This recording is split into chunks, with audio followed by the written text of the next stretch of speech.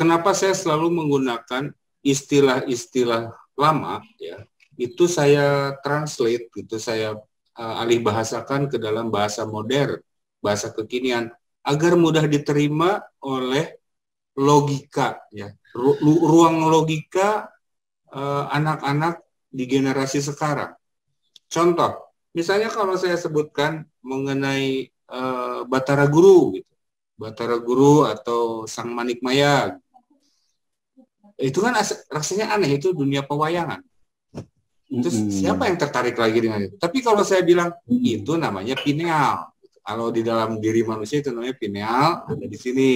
Dia menghasilkan melatonin dan seterusnya, atau yang sering disebut sebagai tirta amerta.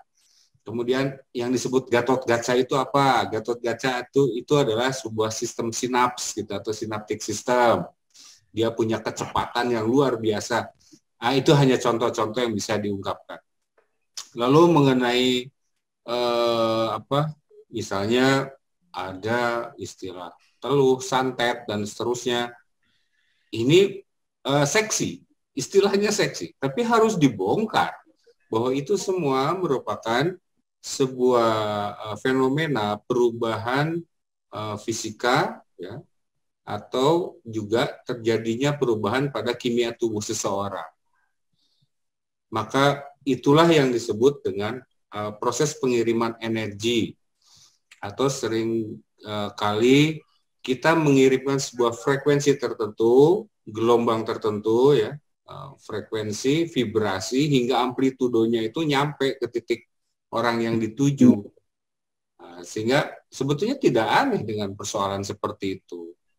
Hanya sepuh-sepuh zaman dulu mungkin dengan belum menemukan istilah yang tepat. Kita bersyukur juga dengan adanya dunia modern ini.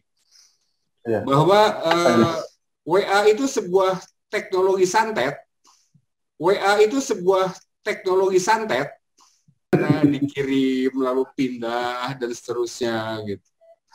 Sampai hari ini kita hanya bisa mampu mengkoneksi dari 2 dimensi, 3 dimensi pindah ke 2 dimensi lalu dikirim menjadi 2 dimensi, yaitu pengiriman foto lewat media telekomunikasi, entah itu handphone atau apapun.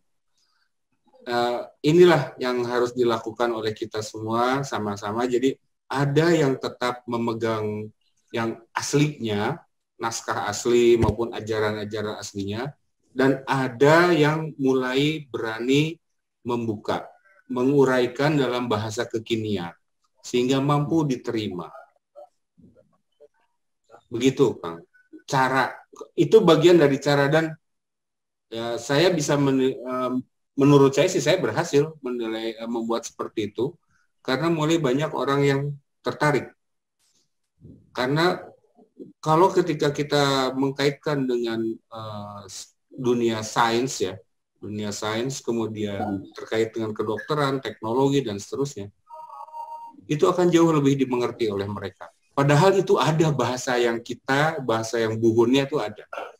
Itu berusaha sebaik mungkin untuk melakukan kebaikan, ya, untuk menciptakan suatu ruang yang tentram, damai di dalam lingkup kehidupan bermasyarakat, sehingga tercipta satu kehidupan yang harmonis.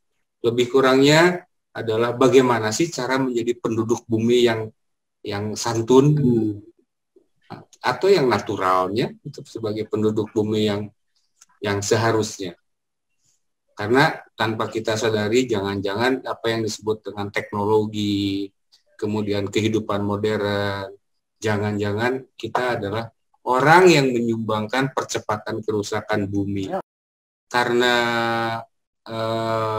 sebetulnya mungkin para sepuh-sepuh kita ini, mereka juga mereka menggunakannya, tapi mungkin mereka akan susah menjelaskannya.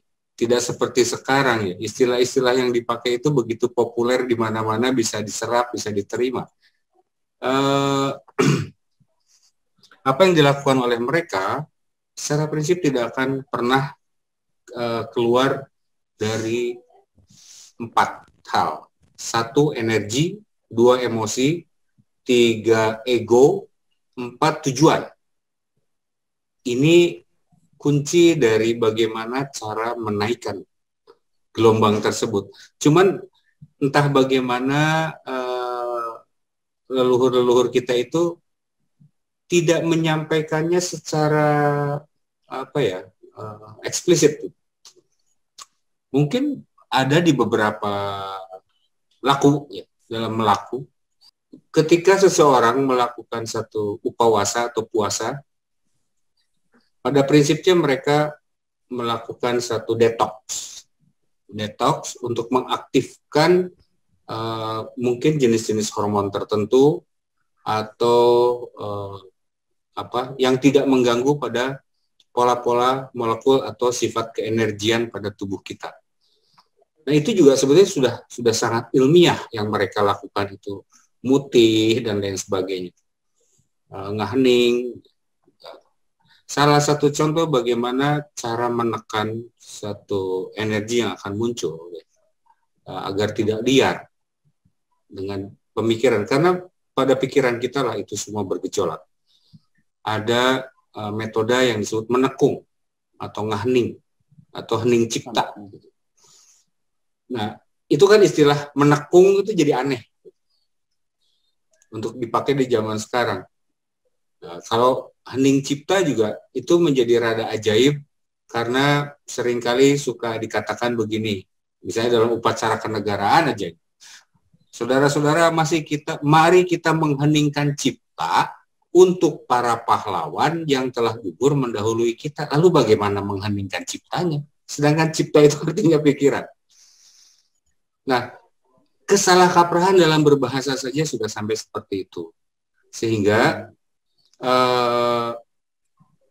leluhur kita sudah melakukannya dengan metode tertentu, tapi mereka tidak bisa menguraikannya dalam bahasa kekinian.